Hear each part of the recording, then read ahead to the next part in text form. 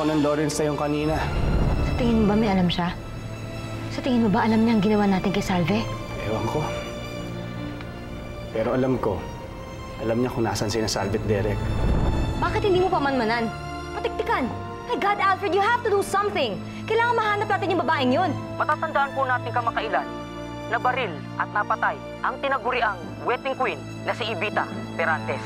Pero hindi pa po natin alam at wala pa rin pong linaw kung sinong may kagagawa ng mga bagay na ito. Pero ito po ay isang hudyat na pabagsak na ang wedding sa buong rehiyon. Malapit na pong magbukas ng Senate hearing at magiging star witness po si Derek Perantes. Kinakabahan talaga ako para kay Derek eh. Kasi malalaking tao yung mga binabangga niya para testigo. Si Django San Juan, siya ang nagpapatakbo ng buong operations ng wedding. At siya na rin ang tumatayong kanang kamay ni Mama. At malaya niyong napapatakbo ang operasyon ng buong region? May mga taong nasa payroll. Yan ang mga nagpoprotekta sa amin. At sino-sino sila? Si Regional Director Cesar Pisicho. Ano yan? Ano yan? Ha? Hindi! Saan ka yan? Ha? Ang dating gobernador, si Gabriel Fausto. At ang mayor ng San Marcelino, si Mayor Alfred De Leon. May araw din silang dalawa! Ano ba sa atin? Pinapatawag kayo ni Gov sa Senate hearing. Lo? No? Lo? Lo! Alfred! Lo! Verna, Oh, mami mo, Derek. ikaw ang naglabas sa akin dito. Pero nag-iisa lang naman ang mami ko. Si Evita. Siya ang sumira sa pamilya natin. Ninakaw ka niya sa akin. Na ipinagpapasalamat ko. Dahil kung hindi, baka lumaki akong katulad ninyo. Walang puso at hindi marunong magmahal. Mahal kita, Derek. Mahal nyo lang ang sarili nyo. Hindi nyo ako anak. Yung anak mo, nasama doon sa nasunog yung bahay. Si Evita Perantes. Siya ang mama ko. Derek! Derek! Derek, anak! Ginawa niya lang kung ano ang nararapat. Hindi ko pa rin maiwasan na hindi kabahan para sa kanya. Dahil may feelings ka pa rin para sa kanya.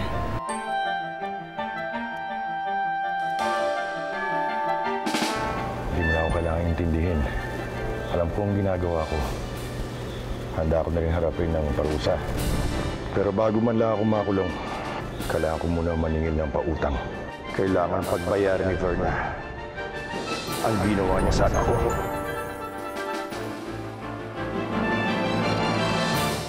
Fredo? Fredo? Fredo! Deborah! Nasaan ba mga tao dito? Hoy! Nasaan ba kayong lahat?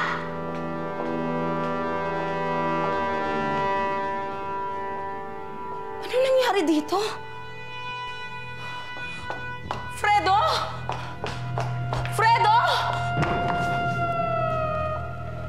Django? Anong ginagawa mo dito? Paano ka nakapasok?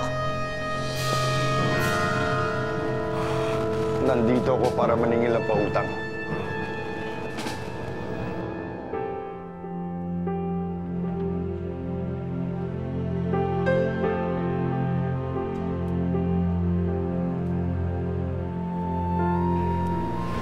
Oh, Derek!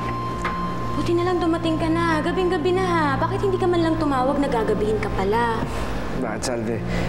Bakit ka ba nag-aalala sa akin? Siyempre naman, mapanganib para sa'yo ngayon na lumabas. E gabi pa naman. Sige, matutulog na ako. Salve. Salamat sa concern.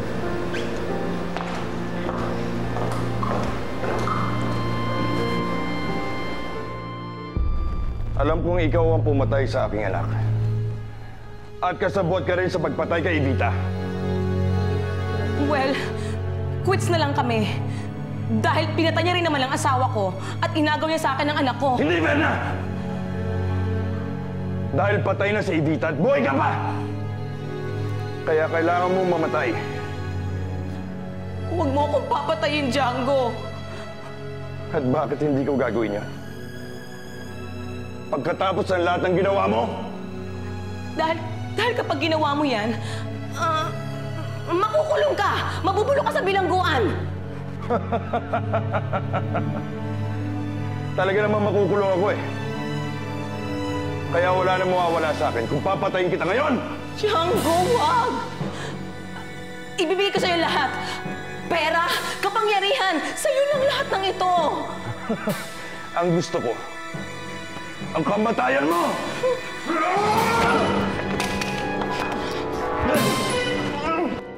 Django!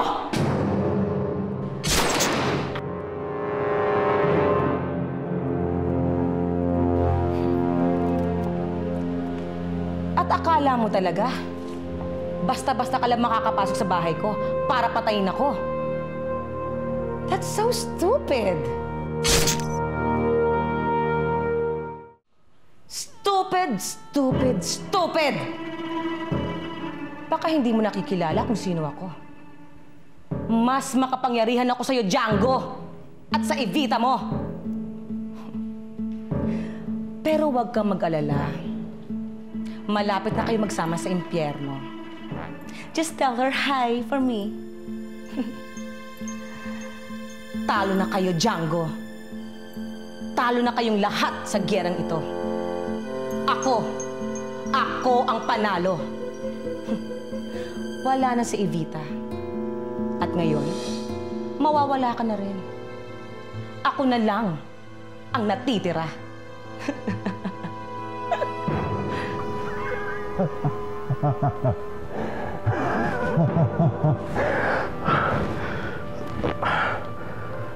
Bakit? Gusto mo akong i-congratulate? Hindi, Berna. Hindi ikaw ang panalo. Hindi ikaw.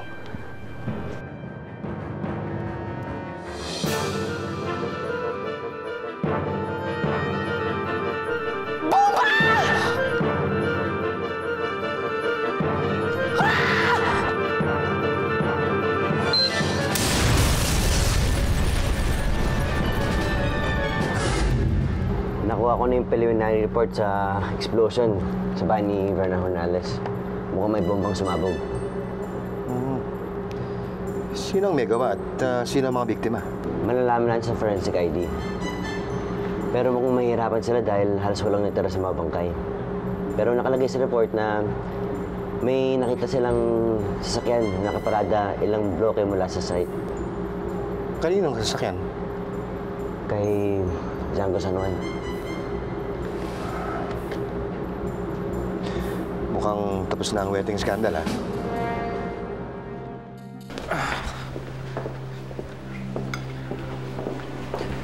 Good morning. Oh, good morning. Oh, di ba may hearing kayo ngayon? Oo. Kaya mo, uwi naman ako agad eh. Hindi naman yun ang ibig kong sabihin. Salve, hindi ko naman mamasamayin yung pagiging concern mo sa akin. Kasi kahit papaano, may pinagsamahan naman tayo, di ba? Siyempre, kung ako nga naman ang nasa sitwasyon mo, magiging concerned din ako sa'yo. But after all, kahit ano naman mangyari, magkaibigan pa rin naman tayo, hindi ba? Oo naman. Salve? Lawrence? Oh, Lawrence. Lawrence? May babalita sana ako. Ano yun? May nangyaring explosion kagabi sa bahay ni Verna Jornales. At nakita malapit sa lugar ang kotse ni Django. Mukhang magkasama silang dalawa nung nangyaring explosion. Siningil ni Django si Verna sa pagkawala ni Juno. I'm sorry, Derek. Alam kong ino mo siya. Wala yun, Lawrence. Tulad nga na sinabi ko sa inyo, si Evita pa rin ang mama ko. Ano? Handa ka na ba pumunta sa hearing? Pupunta raw si Alfred. Handa na ako harapin sila. Sige, muna na kami. Oh, sige. O, teka, hindi mo patapos ang almusal mo. Hindi. Ayos na ako, Salve. Sige. Sige, ingat.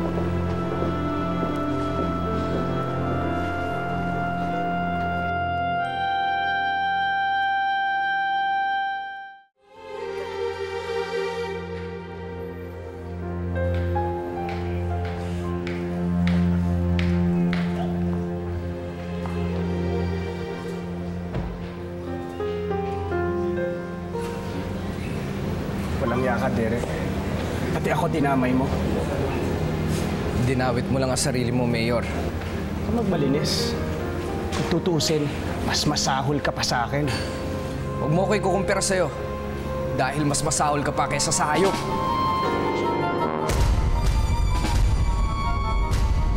Tama na! Walang hiya ka. Tandaan mo to. Hindi mo ako mapapabagsak. Huwag kang mag-alala. Hindi mo na kailangan gawin yun. Ikaw na mismo magpapabagsak sa sarili mo.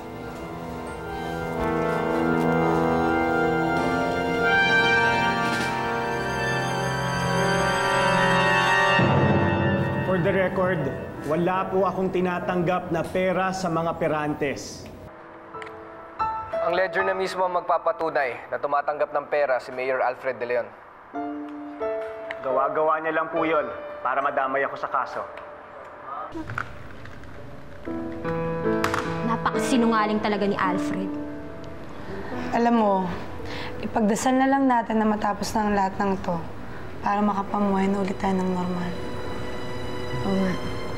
O sige, mauna na ako. Pupunta pa ako sa sementeryo eh. Pabalik din ako agad. Sige, mag-iingat ka.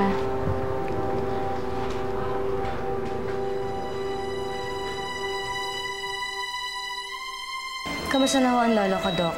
Okay na vital signs niya. Pero tutuloy pa namin ang pagmamonitor sa conditions niya. Maya-maya lang igigising na siya. Salamat.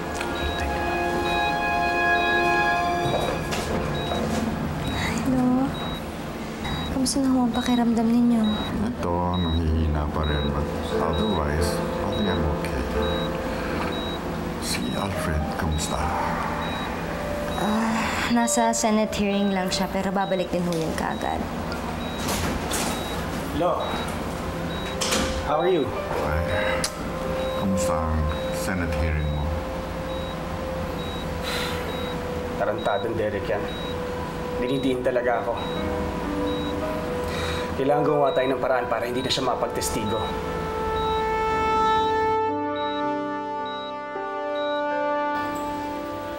Ate, I'm sorry.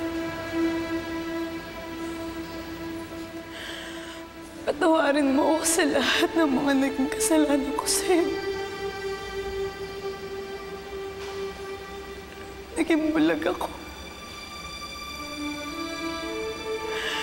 Hindi ko nakita na lahat ng mga ginawa mo yan para protektahan ako.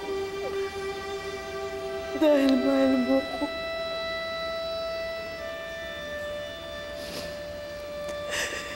Hindi ako naging mabuting kapatid sa'yo.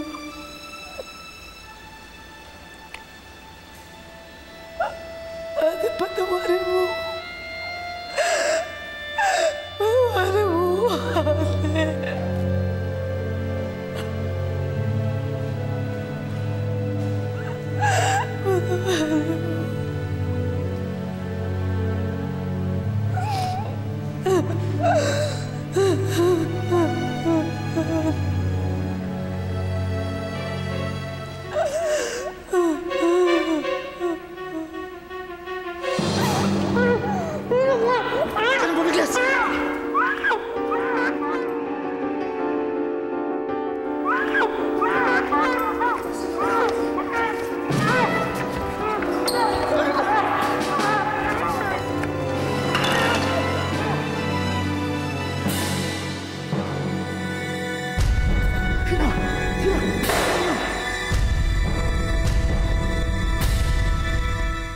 Si Tita Julie. Ma'am, hindi pa po dumating. Sige po. Derek, si Tita Julie. Kanina ko pa hinahanap eh. Bakit? May problema ba sa kanya? Hindi, kasi sabi niya, pupunta lang daw siya sa sementeryo. Hanggang ngayon wala pa rin siya. Oh. Punta na lang natin. O, tara. Oh, sige, halika na.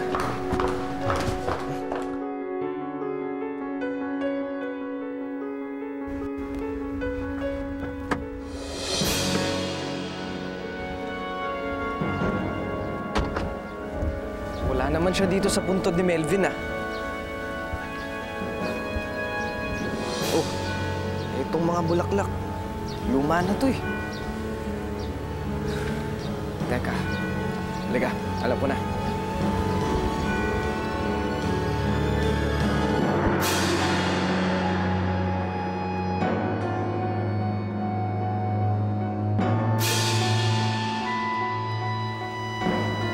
Tita Julie!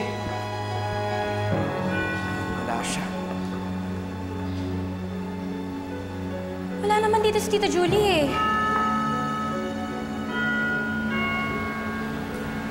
Sabi, Derek.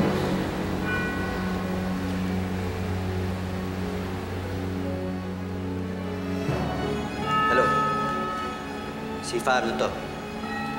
Maglagay kayo ng checkpoint sa lahat ng exits ng San Marcelino.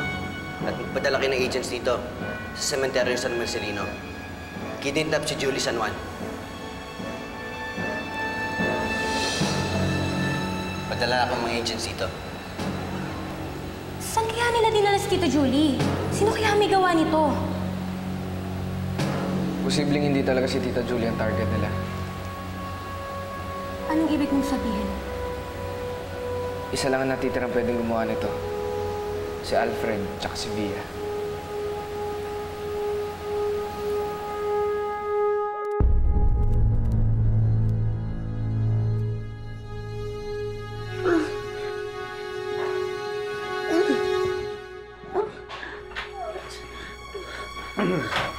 Nasaan ako? Ha? Sino ba kayo? Anong kailangan niyo sa akin? Bakit niyo ako ginaganito? Shh! Sino ba kayo? Uy! Kaka masyado maingay. Maingay nito. Huwag kang mag-alala. Kapag sumunod si Derek Perantes sa usapan namin, akawalan ka naman namin eh. Bakit ba? Ano ba kailangan niyo sa amin? Ay, kawawang bata. Uy, huwag ka masyado gumalaw. Masusugatan ka ng tali. Di ba ang bait ko?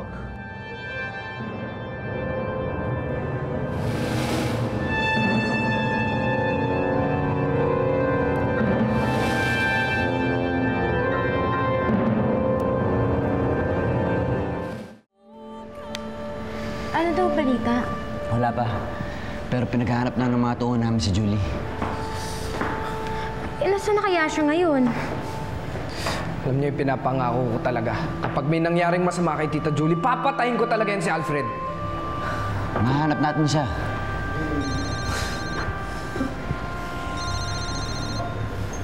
Hello? Kung gusto niyo pang makitang buhay si Julie, tigilan mo ng pagtestigo sa hearing. Hello, sino ba to? Tungkol ba kay Julie? Ano sabi nila tungkol kay Tita Julie? May kailangan ba sila? Kailangan ba nilang pera? Kung gusto daw natin makita si Tita Julie, tumigil daw ako sa pagtestigo. Hindi pwede. Kailangan mo tuloy ang hearing. Pero paano si Tita Julie? Kung yun yung tanging paraan para mailigtas ko si Tita Julie, gagawin ko.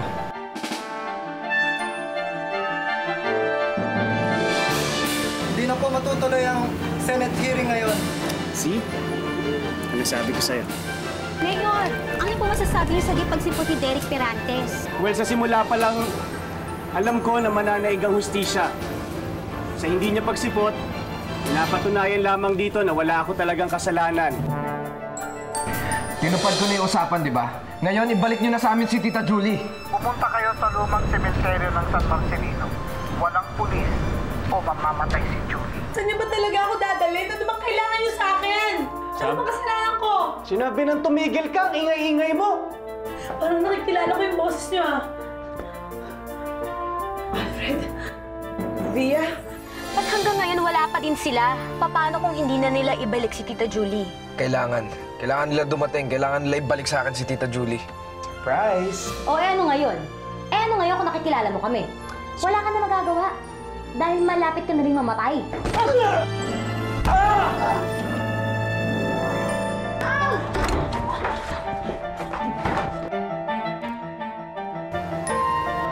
Hey, Salve!